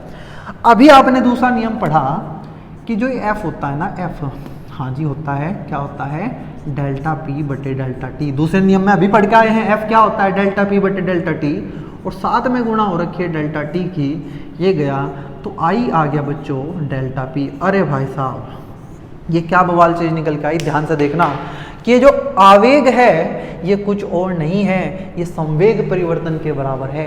क्या, संवेग परिवर्तन के। क्या मैं जब इस बॉल को दीवार पे फेंक के मार रहा हूँ, क्या मैं दीवार पे लगने वाले बल को निकाल पाया? आपने कहा नहीं। क्यों? क्योंकि बहुत कम समय था, मैं माप ही नहीं पाया, मुझे दिक्कत हो रही है मापने में। तो मैंने कहा ऐसा करते हैं कि संवेग परिवर्तन माप लो कि भाई कितने संवेग से गया था और वापस कितने संवेग से आया। mv से गया था, mv से वापस आ गया, कितना संवेग परिवर्तन हुआ, 2 mv। जैसे ही मेरा संवेग परिवर्तन आएगा मुझे इम्पल्स मतलब मुझे आवेग पता चल जाएगा, और मुझे ये तो पता ही है कि कितना टाइम लगा टक्कर का टाइम बहुत कम है, वो हम देख लेंगे घड़ी की सहायता से कि टाइम कितना लगा है। मुझे आवेग किससे पता चला? संवेग परिवर्तन से। समय मुझे पता है, इस सूत्र की सहायता से मैं f निकाल लूंगा। f क्या आ जाएगा? I/डेल्टा टी। बात समझ आई क्या? इस बल को बच्चों आवेगीय बल भी कहते हैं, इम्पल्सिव फोर्स बोलते हैं इसको, आवेगीय बल। जो बड़ा बल बहुत कम समय के लिए लगता है उसको आवेगीय बल बोलते हैं, क्योंकि ये आवेग पैदा करता है। क्या करता है? आवेग पैदा। क्या आपको बात समझ आई है क्या? एक बार फिर से बताता हूँ, रिलैक्स होकर सुनेंगे। मैंने कहा कि जब बहुत बड़ा बल किसी वस्तु पे बहुत कम समय के लिए लगे तो उस बल और समय के गुणनफल को आवेग कहते हैं। आपने कहा ठीक है, समझ आ गया। फॉर्मूला बना F डेल्टा टी। F बल है, डेल्टा टी समय है, दोनों के गुणनफल से मुझे आवेग पता चला। मैंने कहा यार अभी तो आपने पढ़ा था कि जो F होता है वो डेल्टा पी बटे डेल्टा टी होता है। आपने कहा बिल्कुल। तो डेल्टा टी से डेल्टा टी गया, I बचा डेल्टा पी। मतलब आवेग कुछ और नहीं है, आवेग संवेग परिवर्तन के बराबर है, दर नहीं है, क्योंकि समय नहीं है यहाँ। कभी आप संवेग परिवर्तन बोलो, संवेग परिवर्तन की दर नहीं बोलना है, संवेग परिवर्तन है। आवेग संवेग परिवर्तन के बराबर होता है। किसके? संवेग परिवर्तन के। कब? जब उस वस्तु पे हम बहुत बड़ा बल बहुत छोटे समय के लिए लगाते हैं तो आपको पता है कि संवेग परिवर्तन तो होगा, और वही संवेग परिवर्तन आवेग के बराबर होगा। जरूरत क्यों पड़ी? आपने कहा जब वो वस्तु टकराई बहुत तेज जाके दीवार से, समय बहुत कम था, मैं बल को नहीं माप पाया। मैंने कहा लेकिन मैं संवेग परिवर्तन माप सकता हूँ। संवेग परिवर्तन की सहायता से मैं आवेग निकाल लूंगा, आवेग यहाँ रखूंगा, समय मुझे पता होगा कितने देर के लिए टक्कर हुई, मैं वहां से बल निकाल लूंगा। ये है बच्चों आवेग। आवेग की जरूरत क्यों पड़ी? इसलिए पड़ी क्योंकि मुझे आवेग या बल निकालना था। परिभाषा क्या है? ये है। क्लियर है बात? तो आप ध्यान रखेंगे कि आवेग क्या है। किसी वस्तु पर एक बहुत बड़ा बल बहुत छोटे समय में के लिए जब लगता है तो दोनों के गुणनफल को क्या बोलते हैं? आवेग बोलते हैं। और आवेग उस वस्तु में होने वाले संवेग परिवर्तन के बराबर होता है। मतलब आपको कभी संवेग परिवर्तन कहे या आवेग कहे, बात एक ही है। बस फर्क ये है कि आवेग तभी बोला जाएगा जब बहुत बड़ा बल बहुत कम समय के लिए लगे। संवेग परिवर्तन कभी भी हो सकता है। मैं हूँ ऐसे, मैं ऐसे जा रहा हूँ, मैं ऐसे घूम गया तो मेरी दिशा बदल गई, मैंने अपना संवेग बदल लिया, लेकिन ये आवेग नहीं होगा। आवेग संवेग परिवर्तन के बराबर होगा, लेकिन तब होगा जब वस्तु पे बहुत बड़ा बल बहुत छोटे समय के लिए लगे, तभी हम आवेग की बात करेंगे। आपने देखा भी होगा कि जब आप छत से पक्की फर्श पे कूद जाते हैं, पक्के फर्श पे, तो आप कहते हैं कि मेरे पैरों में बहुत चोट लगी। मतलब ये यहाँ जो बल बना आवेग ये बल वो बहुत ज़्यादा था, तभी तो चोट ज़्यादा लगी। क्यों लगा भाई? बताना। क्योंकि जब आप पक्के फर्श पे कूदते हैं तो आपके पैरों में और फर्श के बीच में जो टक्कर होती है उसका समय बहुत कम होता है। एकदम से टक्कर होती है, हाँ, समय कम होगा। क्या? समय कम होगा तो ज़्यादा संवेग परिवर्तन होगा। ज़्यादा संवेग परिवर्तन होगा, अभी तो बताया था मैंने, कम समय ज़्यादा संवेग परिवर्तन, बल ज़्यादा लगा है, ठीक है। टक्कर का समय बहुत कम है, टक्कर का समय बहुत कम है, समय कम है, संवेग परिवर्तन ज्यादा हो गया है। या ऐसे कहो, सुनना ध्यान से, आप ऊपर से कूदे, 1 मिनट बच्चों।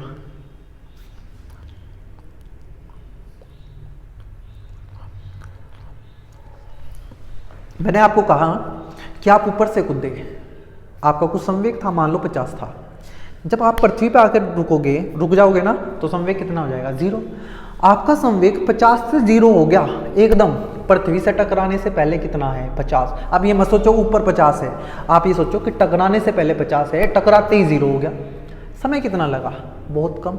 बहुत कम समय में संवेग परिवर्तन हो गया, मतलब बल ज़्यादा लगा होगा। बहुत कम समय संवेग परिवर्तन, बल ज़्यादा। और अगर बल ज़्यादा होगा बच्चों तो चोट ज़्यादा लगेगी। हमने कहा समझ आ गया हमें। लेकिन आप कभी रेत के ऊपर कूदो, रेत के ऊपर, छत से रेत के ऊपर कूदोगे तो आपको चोट नहीं लगेगी ज़्यादा। क्यों लगेगी? क्योंकि रेत से टकराने से पहले आपका संवेग 50 है। जैसे वहाँ फर्श पे टकराने से पहले 50 था, मैंने माना। लेकिन जैसे ही आप टकराए तो आपके पैर धंसने शुरू होंगे रेत के अंदर, मतलब जो टक्कर हो रही है उसमें टक्कर के टाइम ज़्यादा है। फर्श पे टक्कर यहीं के यहीं एकदम 0 हो गया। लेकिन जब आप किसके ऊपर कूदोगे? रेत के, तो रेत के ऊपर आपका संवेग 0 होने में थोड़ा टाइम लगेगा। आपके पैर अंदर जाएंगे, किसके अंदर? रेत के, मतलब समय ज़्यादा हो गया है। समय ज़्यादा है, संवेग उतना ही बदल रहा है, मतलब बल कम हो जाएगा। बल कम होगा तो चोट कम लगेगी। आपने क्रिकेट खेलते हुए देखा होगा, जब शुरू में कोई क्रिकेट खेलना शुरू करता है तो वो कैच ऐसे पकड़ता है, ऐसे ऐसे। लेकिन जब आप सीख जाते हो तो आप कैच ऐसे पकड़ते हो, मतलब आप हाथ अपने पीछे की तरफ लाते हो। क्या है कारण? है कारण ये है बच्चों कि जब हम ऐसे कैच पकड़ते हैं तो संवेग परिवर्तन एकदम से 0 हो जाता है। मतलब संवेग एकदम से 0 हो जाता है। पहले 50 था बॉल का, हाथ में आने से पहले 50, हाथ में लगते ही 0। संवेग परिवर्तन 50 हुआ है, लेकिन समय कितना है? बहुत कम, इसलिए बल ज़्यादा हो जाएगा। संवेग परिवर्तन ज़्यादा, आवेग ये जो बनेगा आवेग ज़्यादा, आवेग ज़्यादा तो आवेगीय बल ज़्यादा। आपने कहा ठीक है। लेकिन जब मैं हाथ को पीछे की तरफ खींचूंगा ऐसे, अब यहां टकराने से पहले देखो, यहां बॉल टकरा चुकी है मेरे हाथ पे, लेकिन मैं पीछे की तरफ खींच रहा हूं, मतलब टकराते ही संवेग 0 नहीं हुआ है, संवेग यहां आके 0 होगा। पहले वो यहां 0 हो जाता था, अब वो यहां 0 हो रहा है, मतलब संवेग को 0 होने में टाइम लग रहा है।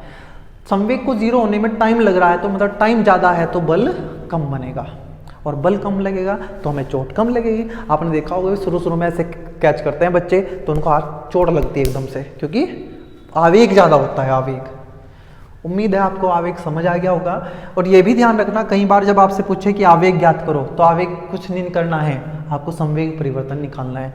क्या आवेग हमेशा संवेग परिवर्तन के बराबर होगा? हाँ। क्या हमेशा संवेग परिवर्तन आवेग के बराबर होगा? नहीं। क्यों? आवेग तभी बनेगा जब संवेग परिवर्तन बहुत बड़े बल की वजह से बहुत छोटे समय में हो। संवेग परिवर्तन नॉर्मल भी हो सकता है, आराम से मैं चल रहा हूँ, मैं घूम जाता हूँ, मैंने आराम से किया, यह आवेग नहीं है। आवेग के लिए बहुत बड़ा बल बहुत कम समय के लिए लगना चाहिए। क्लियर? चलिए आगे बढ़ते हैं। आज के तीनों टॉपिक मैंने आपको पढ़ा दिए। अब मैं आपको बताता हूँ कि यहाँ से सवाल कैसे कैसे पूछे जाएंगे आपको। ठीक है, चलिए इसको बता रहा हूँ। 3 चीज़ें आप अपने दिमाग में डाल लें। संवेग पढ़ा है, द्वितीय नियम पढ़ा है, और हमने पढ़ा है आवेग। संवेग का सूत्र होता है P = mv, आपने कहा ठीक। द्वितीय नियम होता है F = ΔP/ΔT या dP/dt, जिसको बाद में हमने F = m में भी निकाल के देखा। तीसरा लिख देता हूँ एक बार। पहली चीज आपकी आज की पढ़ी हमने संवेग, P = mv। दूसरा पढ़ा नियम, गति का द्वितीय नियम, F = ΔP/ΔT या dP/dt। तीसरा, या यही F = m में भी आया है। तीसरा हमने पढ़ा है बच्चों आवेग, I = F∆t। बहुत समझा चुका हूँ, अब आपको समझ आना चाहिए। यहाँ से बच्चों कैसे कैसे सवाल पूछ लेगा आपको। सवाल की बात करते हैं, टाइप कैसे कैसे टाइप पूछ सकता है। आपको ये पूछ लेगा कि संवेग परिवर्तन कितना हुआ है, वेग परिवर्तन दे देगा, संवेग परिवर्तन पूछ लेगा। आपको बल पूछ लेगा, कितना बल लग रहा है संवेग परिवर्तन दे के, समय दे के। ठीक है जी। आपको ये बोले तो बहुत फेमस है F बराबर एम में, इसकी तो मुझे अलग वीडियो करनी है न्यूमेरिकल की, इसलिए इसकी आज के में इसको नहीं बताएंगे F बराबर एम को। इसके लिए अलग वीडियो करेंगे जिसमें हम घिरनी वाले सवाल करेंगे, बॉक्स चिपक के एक दूसरे से चल रहे हैं तो कितना बल होगा, हम सारी बात इसकी अलग वीडियो में करेंगे। और दूसरा आपको आवेग पूछ लेता है, कई बार बच्चों यहाँ से ग्राफ के सवाल भी पूछता है। वो कैसे सवाल आते हैं ग्राफ के, होगा ऐसा बच्चों कि आपको ग्राफ दे देगा किस किस के बीच का, आपको बल और समय के बीच का ग्राफ दे देगा, या आपको संवेग और समय के बीच ग्राफ दे देगा और आपको कहेगा कि यहाँ से ये निकाल दो। क्या मैंने आपको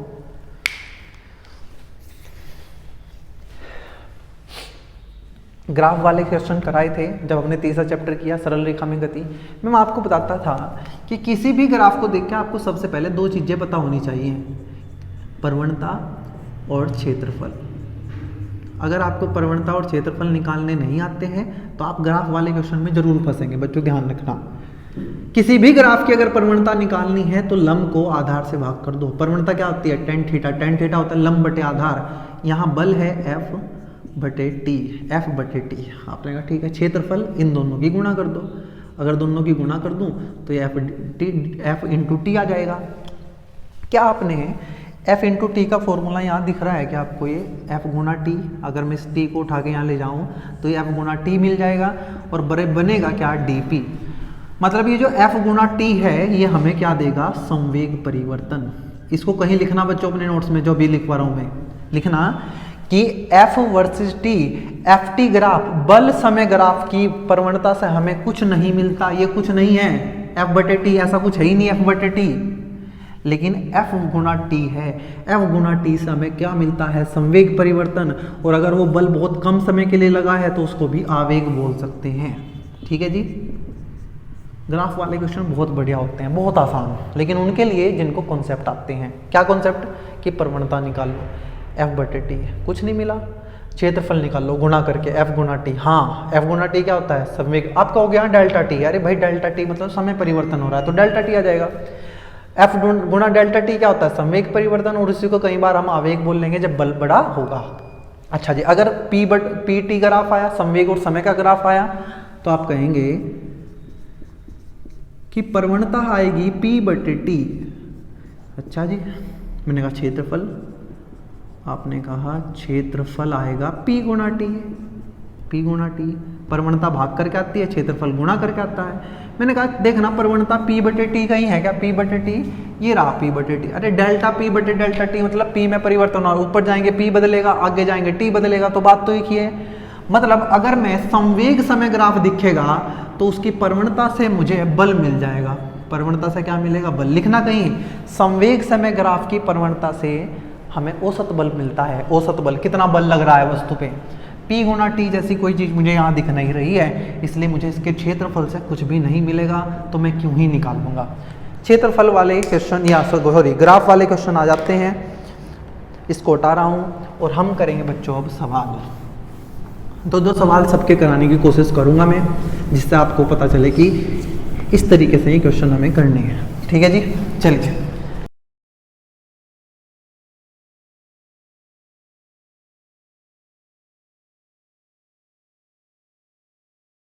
पहला सवाल आपके सामने है बच्चों, पढ़ेंगे एक बार। 150 ग्राम की एक बोल का प्रारंभिक वेग 3 i cap plus 4 j cap है मीटर पर सेकंड, तथा अंतिम वेग -3 i cap minus 4 j cap metre पर सेकंड है। संवेग परिवर्तन ज्ञात कीजिए। संवेग परिवर्तन, जैसे ही मुझे संवेग परिवर्तन कहा गया, पहले मैंने देखा डेटा क्या क्या गिवन है। हम एक द्रव्यमान है m बराबर 150 ग्राम, 150 ग्राम की एक गेंद है बच्चों। गेंद ग्राम में मतलब द्रव्यमान ग्राम में दे रखा है, तो हम इसको किलोग्राम में बदलेंगे। किलोग्राम में बदलने के लिए 10 की घात -3 से गुणा करते हैं। ग्राम को किलोग्राम में बदलने के लिए, जिनको नहीं पता है वो ऐसे सीखे कि 1 किलोग्राम में 1000 ग्राम होते हैं, तो 1000 से भाग करेंगे। ये गया 15/100 या कहो 0.15 किलोग्राम। ठीक है जी, आपने कहा ठीक। प्रारंभिक वेग, प्रारंभिक वेग को मैं ऐसे लिख लूँगा शॉर्ट में। v क्या है, वेग। i का मतलब इनिशियल, शुरू का वेग। 3 i cap plus 4 j cap. अंतिम वेग, फाइनल वेग ये हो जाएगा कितना -3i कैप -4j कैप। आपको निकालना है संवेग परिवर्तन। ध्यान से सुनना बच्चों, संवेग परिवर्तन आप लिखेंगे डेल्टा पी, पी संवेग परिवर्तन। परिवर्तन हमेशा निकालते हैं फाइनल माइनस इनिशियल, बाद वाला माइनस शुरू वाला। पी क्या होता है mv, पी क्या होता है mv, फाइनल है तो v फाइनल, इनिशियल है तो v इनिशियल। मास नहीं बदलेगा गेंद का, हमने ये मान लिया, बाहर निकाल लिया m, v final minus v initial. m की वैल्यू रखी कितनी, m है 0.15। बेटा v फाइनल कितना है, ये -3i कैप -4j कैप, बीच में है माइनस और यहाँ है इनिशियल। इनिशियल कहाँ है, ये दोनों प्लस है माइनस हो जाएंगे इस माइनस की वजह से। -3i -4j, -3i -4j 0.15 -3 -6i cap -4 -8j cap. ये आ गया बच्चों हमारा संवेग परिवर्तन डेल्टा पी। ऐसा भी कर सकते हैं, इसके गुणा कर दो, 15 × 90 होता है तो ये आ जाएगा -0.9i कैप -15 × 8 120 होता है, 120 मतलब 1.2j कैप। गुणा करने आपको आते हैं, अपने आप कर लेना बच्चों। तो ये हमारा संवेग परिवर्तन आ गया, सदिश रूप में है ये, सदिश रूप में। इसका परिमाण निकालना हो तो परिमाण आप जान, अच्छा वेक्टर लगा लेना, कभी तुम कहो कि वेक्टर नहीं लगाया। क्या होता है, अंडर रूट -0.9 का स्क्वायर, माइनस का स्क्वायर प्लस 0.9 का 0.81, 9 का स्क्वायर होता है 81, 0.2 के बाद आ जाएगी, प्लस 12 का स्क्वायर 144, 1.2 के बाद आ जाएगी ये आ जाएगा 4 और 1 5, 8 और 4 12, 2.25, 2.25 पता है ना, 15 का स्क्वायर होता है 225, ये 2.25 है तो आ जाएगा 1.5। ये डेल्टा पी आया संवेग परिवर्तन। मात्रक क्या होता है संवेग परिवर्तन का, बताओ मुझे। अभी आपने पढ़ा था किलोग्राम मीटर पर सेकंड स्क्वायर, किलोग्राम मीटर पर सेकंड स्क्वायर। इतना आसान ये क्वेश्चन था, कुछ भी नहीं था इसमें, हमें संवेग परिवर्तन निकालना था, हमने आसानी से इसको निकाल दिया। बढ़ेंगे, करेंगे क्वेश्चन नंबर 2।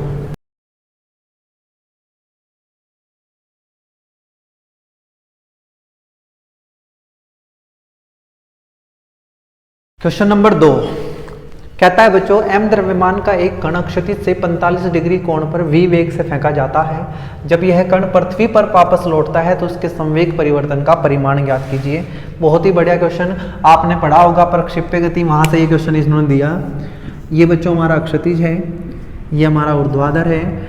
एक कण को यहाँ से m द्रव्यमान के कण को v वेग से फेंका गया 45 डिग्री कोण पे। आप सब जानते हैं ये कुछ ऐसी प्रकार की गति करेगा और यहाँ लौट आएगा। इसने कहा जब ये वापस लौटा यहाँ, तो यहाँ से यहाँ का कितना संवेग परिवर्तन हुआ है। हम ये मान लेंगे कि यहाँ जो उसका संवेग है वो pi है और यहाँ जो है वो pf है। मैं आपको उसको दोनों तरीके से बताता हूँ, सदिश रूप से भी, और भाई परिमाण निकालना है सीधा भी कैसे निकाल सकते हैं। तो हमने कहा ये v है, ये v है तो ये होगा v cos 45। अब इसको मुझे बताने की जरूरत नहीं है क्यों, जिन्होंने नहीं पढ़ा है उनको क्या ही बताऊँ मैं। v है, ये थीटा है तो ये बनेगा v cos थीटा और ये बनेगा v sin थीटा। थीटा कितना 45, ठीक है। मुझे बताओ cos 45 कितना होता है, 1/√2 तो जाएगा v/√2। यहाँ पे थीटा 45, sin 45 1/√2 होता है तो यह आ जाएगा v/√2। मतलब यहाँ से वेग लिख सकता हूँ। कौन सा वेग है ये, प्रारंभिक वेग है ये, शुरू का वेग है ये। वेग कैसे लिखा जाता है, x का वेग कितना है v/√2 i कैप, अच्छा जी, प्लस y का वेग v/√2 j कैप। जानते हो ना ये आप कैसे लिखते हैं, x का वेग i कैप प्लस y का वेग j कैप, वेक्टर लगा के हमने लिख दिया। ये तो शुरू का वेग है। अंतिम वेग कितना, जब ये यहाँ पहुँचेगा, आपको मैंने बार बार बताया कि ये तो नहीं बदलेगा, v/√2। अक्षैतिज दिशा में कोई बल नहीं होता प्रक्षेप्य गति में, तो ये नहीं बदलेगा। v/√2 है तो v/√2 होगा, ये घटता जाएगा और यहाँ जाके 0 हो जाएगा ये y वाला वेग, और वापस आते आते ही फिर वापस v/√2 हो जाएगा। जिन्होंने प्रक्षेप्य गति वाले वीडियो देखे होंगे उनको कोई बताने की जरूरत नहीं है कि ये कैसे हो रहा है, उनको पता है। ये v फाइनल बन जाएगा, अंतिम वेग। v फाइनल लिखवाओ मुझे, v फाइनल बनेगा x का वेग v/√2 i cap plus y का वेग v बटे अंडर रूट 2 माइनस जे कैप, माइनस क्यों, क्योंकि नीचे है माइनस में, सीधा यहीं लिख देता हूँ माइनस। तो ये v इनिशियल आ गया, v फाइनल, शुरू का वेग अंतिम वेग। उन्होंने कहा संवेग परिवर्तन निकाल लो, संवेग परिवर्तन p final minus p initial. अभी मैंने बताया था ये होगा mv, ये भी होगा mv, ये होगा फाइनल वेग, ये होगा शुरू का वेग इनिशियल वेग, और यहाँ लगा देंगे वेक्टर, कॉमन आ गया m, अंदर बचा v final minus v initial. मैंने लिखा, लिखो m तो m है, v फाइनल कितना, ये v बटे अंडर रूट 2 आई कैप माइनस v बटे अंडर रूट 2 जे कैप, माइनस ये है इनिशियल कहाँ है, ये दोनों प्लस है, ये माइनस इनको माइनस कर देगा, v बटे अंडर रूट 2 आई कैप माइनस v बटे अंडर रूट 2 जे कैप। देखना ये प्लस ये माइनस गया, ये दोनों माइनस है, तो ये आ जाएगा m माइनस v बटे अंडर रूट 2, v बटे अंडर रूट 2 जे कैप, कितनी बार है, 2 बार, 2 से गुना कर देंगे, रूट 2 से 2 जाएगा तो ये बचेगा माइनस 2, नहीं रूट 2 से 2 गया under root 2 minus under root 2 M V J cap. ये आया हमारा संवेग परिवर्तन सदिश रूप में। मैंने इसका परिमाण निकाल लो, परिमाण सदिश हमने अच्छे से पढ़ा है, इसका स्क्वायर, यहाँ खाली आई जे के होते तो तीनों का स्क्वायर करके जोड़ देते, यहाँ खाली ये है तो माइनस का स्क्वायर प्लस अंडर रूट 2 का स्क्वायर 2, एम का स्क्वायर एम स्क्वायर, वी का square v square, m v बाहर आ गया, अंदर बचा अंडर रूट 2, तो ये आ गया under root 2 M v, under root 2 M v. ठीक है, लेकिन ये तो सदिश से मैंने समझाया, क्या हमने इतना लंबा करना पड़ेगा, अगर मुझे सीधा परिमाण ही निकालना था तो बच्चों मुझे इतना लंबा करने की ज़रूरत नहीं है। हम इसको कैसे करते हैं, ये इसका बेस्ट मेथड है जो मैंने आपको कराया, इसमें गलती नहीं होगी आपसे। लेकिन इतना टाइम अगर नहीं है तो हम ऐसा करेंगे कि मुझे पता है कि ये वेग v बटे अंडर रूट 2 है, ये भी वेग v बटे अंडर रूट 2 है, तो जब वेग ही नहीं बदल रहा तो संवेग कैसे बदलेगा, द्रव्यमान तो बदल ही नहीं रहा है। संवेग दो ही तरीके से बदल सकता है, वेग से और द्रव्यमान से। द्रव्यमान भी नहीं बदला, वेग भी नहीं बदला, x दिशा में, तो x दिशा में डेल्टा p कितना है, 0, इसका मतलब है संवेग परिवर्तन x दिशा में। लेकिन यहाँ वेग कितना था, v बटे अंडर रूट 2 ऊपर, ये है v बटे अंडर रूट 2 नीचे, मतलब ऊपर mv नीचे mv, तो कितना हो गया 2mv। तो डेल्टा p y डायरेक्शन में हो जाएगा 2mv, कितना 2mv। मैं परिमाण की बात कर रहा हूँ, अब दिशाओं की बात नहीं कर रहा हूँ कभी, वरना यहाँ माइनस आएगा, ध्यान रखना। ऊपर कितना है, सॉरी अब 2mv आ गया तो हम लिख ही रहे हैं, m कितना है, m तो m है, अच्छा v कितना है, v है v बटे अंडर रूट 2, अंडर रूट 2 से गया अंडर रूट 2 mv। ये x दिशा में 0 था, y दिशा में अंडर रूट 2 mv, ये इसका आंसर है, यही इसका संवेग परिवर्तन का परिमाण है। ये बिना दिशाओं के हमने किया, ऐसे करना है। तो बच्चों दो सवाल मैंने आपको कराए, ये हमने संवेग परिवर्तन के किए, जिसमें हमें वो संवेग परिवर्तन पूछ लेता है, कुछ भी देखे भाई। ये तो प्रक्षेप्य गति से है, हमें वृत्तीय गति से भी पूछ सकता है, तो इसलिए आपको कॉन्सेप्ट ध्यान रहने चाहिए। ठीक है, आगे बढ़ेंगे।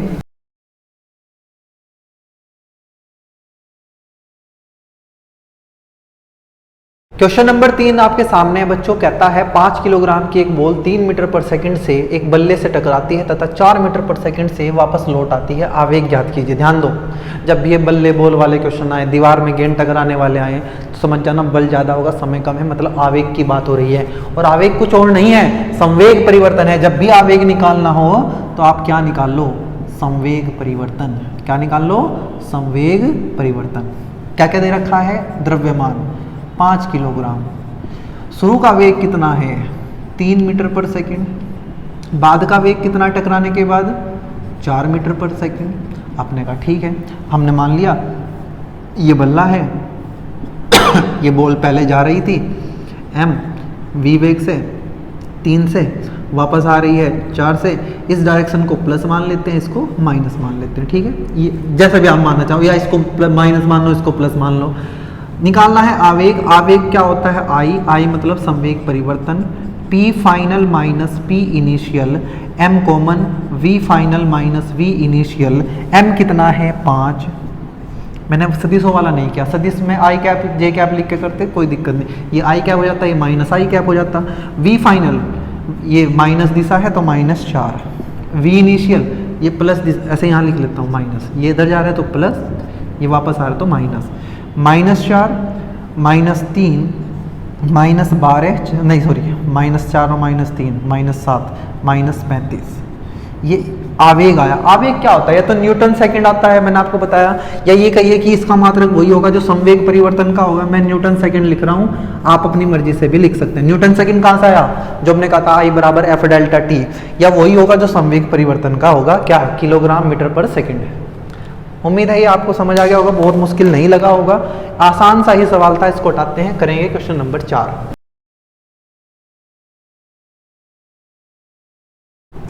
बच्चों हमें क्वेश्चन नंबर 4 में एक डायग्राम बना के दिया है।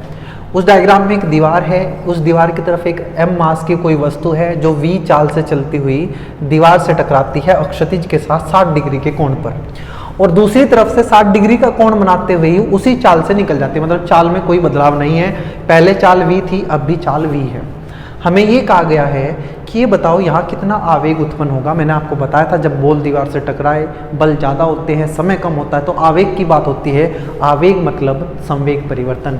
हमें सवाल में आवेग निकालने के लिए कहा गया है जो कि होता है संवेग परिवर्तन के बराबर, मतलब संवेग परिवर्तन निकालना है।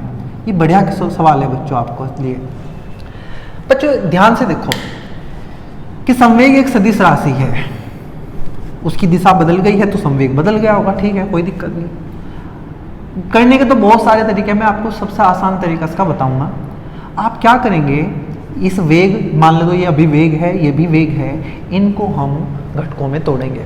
अब मैं एक ऐसा करता हूँ, इस वेग को उठा के ऐसे डाल देता हूँ, ठीक है, ऐसे बोलना, ये v है, ये अक्षैतिज है, ये कोण 60 डिग्री है। ध्यान से देखो ये किस किस के बीच का कोण है? ये वेग के और अक्षैतिज के बीच का कोण है। तो ये वेग है और ये अक्षैतिज है, तो ये भी कितना होगा? 60 डिग्री। मैंने कहा अच्छा ये v है और ये 60 है, तो ये बनेगा v cos 60, ठीक है, कोई दिक्कत नहीं। ये v है, ये थीटा है, तो यहाँ बनेगा v sin 60। आप जानते हैं cos 60 क्या होता है? 1/2, तो ये जाएगा v/2, और साइन 60 होता है √3/2, ये जाएगा √3 v/2। इस वेग के दो हिस्से कर लिए। ये शुरू का वेग है बच्चों। कभी तुम सोचो दीवार से आगे निकल गया, निकला नहीं है। घटकों में तोड़ने के लिए मैंने इसको थोड़ा सा आगे बढ़ाया। इस v का x घटक v/2, y घटक कितना है? √3 v/2 आया है, ठीक है। अब इस v के साथ यही करते हैं, ये v है, ये 60 है, तो ये बनेगा v cos 60, मतलब v/2, v cos 60 मतलब v/2। ये क्या बनेगा? इसका ये वाला हिस्सा ये बनेगा v sin 60 मतलब √3/2v। ये जो है ये पहला इसका हिस्सा है इस v का, ये जो दूसरा है ये इस v का हिस्सा है, ठीक है। अब आप ध्यान से देखो, अगर मैं अब इसको x अक्ष मान लूँ, इसको x अक्ष मान लूँ, इसको y अक्ष मान लूँ, तो मैं पहले यहाँ लिख रहा हूँ x अक्ष के अनुदिश, x अक्ष के अनुदिश। आपने कहा ठीक है, मुझे बताओ शुरू में x अक्ष में कितना वेग है? v/2।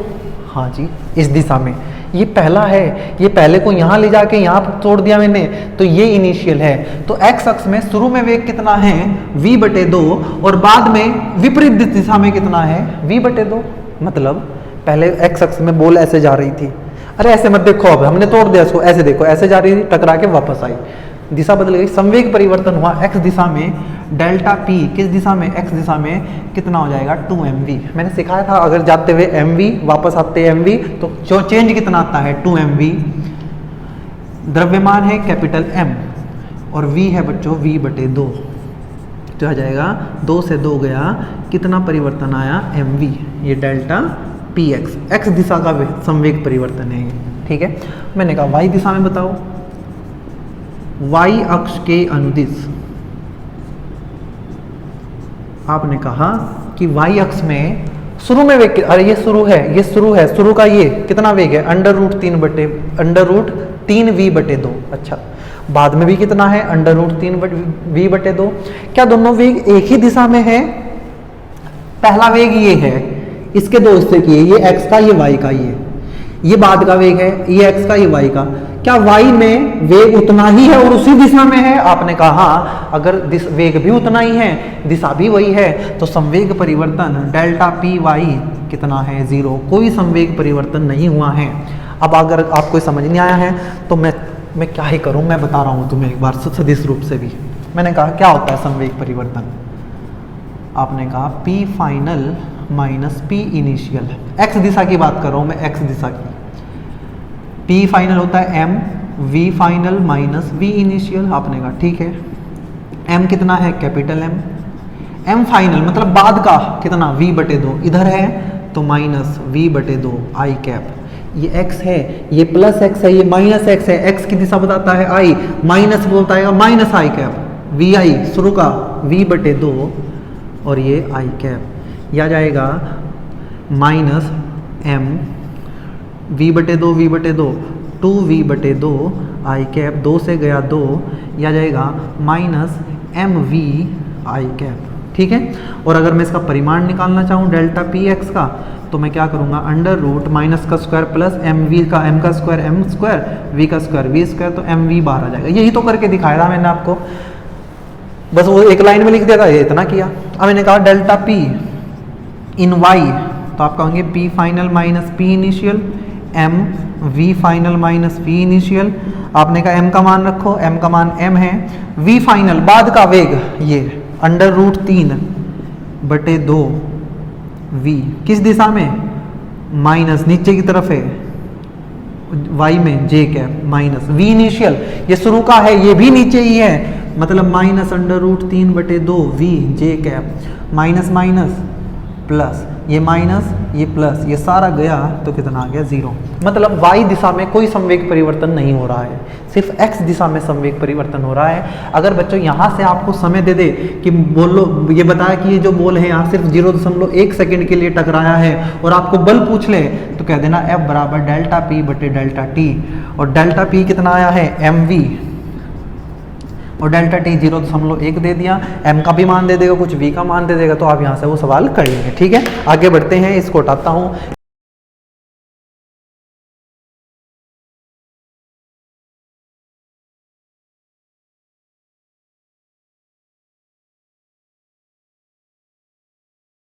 क्वेश्चन नंबर 5 आपके सामने है, एक बार पढ़ेंगे बच्चों हम इसको।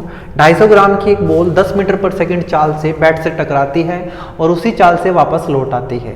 यदि बॉल और बल्ले की टक्कर का समय 0.01 सेकंड है तो बल्ले पर लगने वाले बल की गणना कीजिए। हमने कहा बल निकालना है, बल F होता है डेल्टा पी बटे डेल्टा टी। हाँ जी होता है। डेल्टा टी हमें समय दिया है, डेल्टा पी हमें नहीं पता है। डेल्टा पी हम कैसे निकाल लें? संवेग परिवर्तन से। ठीक है, इसका मतलब हमें इसमें संवेग परिवर्तन निकालना है। ये बैट है, यहाँ से बॉल गई, कितना द्रव्यमान है? m मान लेते हैं। v से गई, वापस टकराई और वापस आई v चाल से ही। तो संवेग परिवर्तन बताओ डेल्टा पी। मैं बार बार नहीं बताऊंगा, ये 2mv आएगा। कितना आएगा? mv। जाते हुए mv, आते हुए mv, तो टोटल कितना परिवर्तन कितना हुआ? 2mv। जीरो मत कहना कि mv जाते हुए mv, इसको प्लस लेंगे, इसको माइनस लेंगे, तो माइनस 2mv आएगा। माइनस दिशा बताएगा तो माइनस से मतलब नहीं है, 2mv आ गया। m कितना है? 250 ग्राम। 1000 से भाग करेंगे। v कितना है? 10।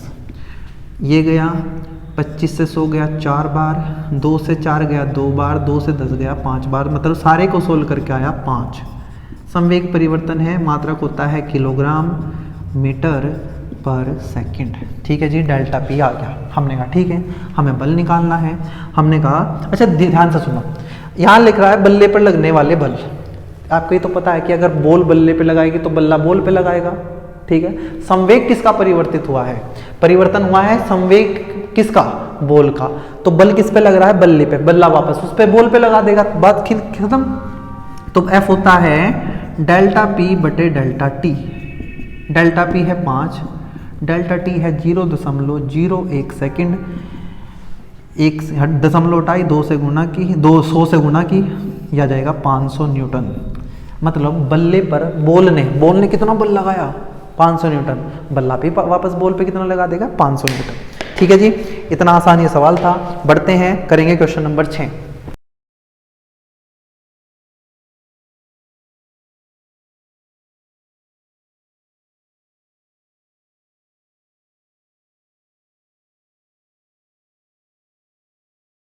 क्वेश्चन नंबर 6 हम पढ़ेंगे बच्चों। एक सैनिक अपनी बंदूक से 150 मीटर पर सेकंड की चाल से 20 गोली पर सेकंड की दर से दाग रहा है। प्रत्येक गोली का द्रव्यमान 50 ग्राम है। ये गोलियां एक दीवार से टकराती हैं और उसी चाल से वापस लौट आती हैं। दीवार पर आरोपित बल ज्ञात कीजिए। बहुत ही बढ़िया, बहुत ही शानदार सवाल है। ये बच्चों कोई दीवार है सामने, आप ये मत सोचना कि दीवार से गोली टकरा के कैसे आ गई है, बस मान लेना कि टकरा के वापस आ रही है। ठीक है, टकरा के वापस ना आती तो अलग बात होती। अभी क्वेश्चन में टकरा के वापस आ रही है तो उसी हिसाब से हम करेंगे। यहाँ कोई सैनिक है, ये उसकी बंदूक है, ठीक है, यहाँ से गोली चल रही है भाई, ठीक है। 1 सेकंड में कितनी गोलियाँ? 20 गोली। 1 सेकंड में 20 गोली यहाँ से निकलती हैं, तो इसका मतलब यहाँ 1 सेकंड में 20 गोली आके लगती होगी। ये बताने का ये मतलब है कि इस दीवार पर 1 सेकंड में 20 गोली आके लग रही है। हम एक गोली की बात करेंगे पहले। एक गोली का द्रव्यमान कितना? हमने कहा ये गोली गई पहली m द्रव्यमान की, v वेग से टकरा के आई वापस ऐसे v वेग से। तो मुझे बताओ संवेग परिवर्तन कितना?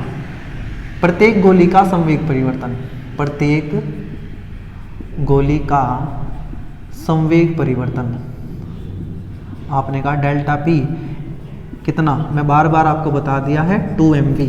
कितना? 2mv। m कितना? 50 ग्राम। 50 ग्राम डिवाइड करेंगे 1000 से। v कितना है? v कितनी चाल से जा रही है? 150 से, और उसी से वापस आती हैं। 1 0 यहाँ से, 1 0 यहाँ से, 5 दूनी 10, ये गया, बचा 15।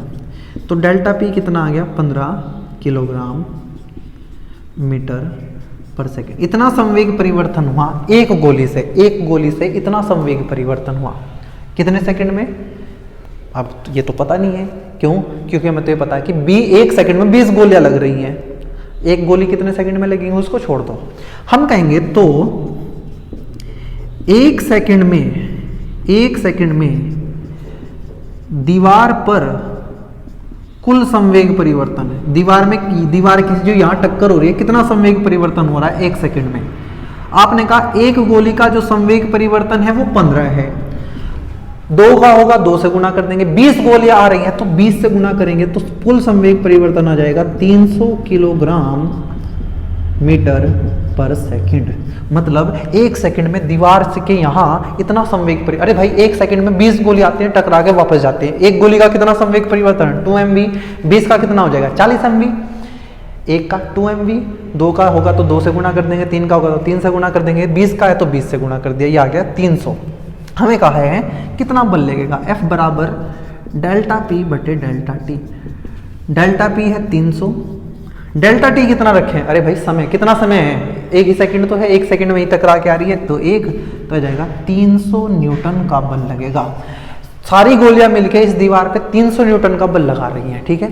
अच्छा, अगर वो सवाल आ जाए यहाँ से कि वो सिर्फ इसमें यहीं रुक जाती हैं, धस जाती हैं इसके अंदर ही, तो बच्चों आपको बताना है कि अगर वे यहाँ के रुक जाएंगी, धस जाएंगी गोलियां दीवार में, तो आप कहेंगे संवेग परिवर्तन अब 2mv नहीं होगा। जाते हुए कितना है? mv। वापस तो आई नहीं है तो 0, तो mv से 0 हो गया, तो कितना संवेग परिवर्तन हुआ? mv। तो यहाँ 2mv ना होके mv आएगा, यहाँ 300 ना आके आधा हो जाएगा, कितना? 150। तो यहाँ 150 न्यूटन का बल लगेगा। टकरा के वापस ना आए, टकरा के वापस आ रही है ज़्यादा बल लग रहा है, टकरा के वहीं रह जाए तो कम बल लग रहा है, ठीक है। ये था क्वेश्चन नंबर 6। बढ़ेंगे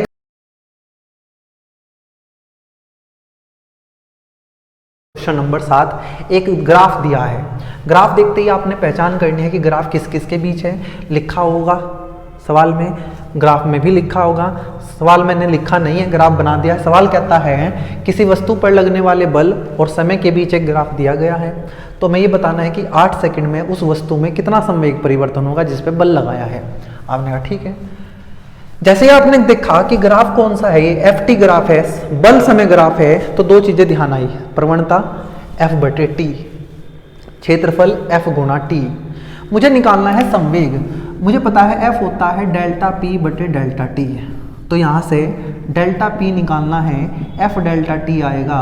मतलब मुझे इसकी और इसकी गुणा करनी है, मतलब मुझे क्षेत्रफल निकालना पड़ेगा।